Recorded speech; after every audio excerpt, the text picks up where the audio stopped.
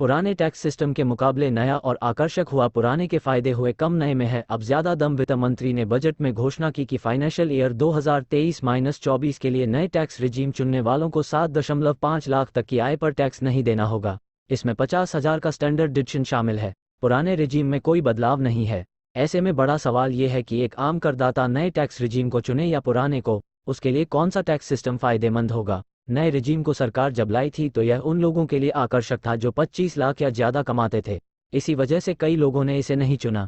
इस बजट में सरकार ने न्यू रिजीम को आकर्षक के सुशील अग्रवाल इनकम टैक्स एक्सपर्ट बनाया। किसी करदाता को नए रिजीम में न जाने के लिए पुराने रिजीम को चुनना होगा। पहले इसका उल्टा था। पहली प्राथमिकता पुराना टैक्स रिजीम था, विकल्प के तौर पर नया रिजीम था।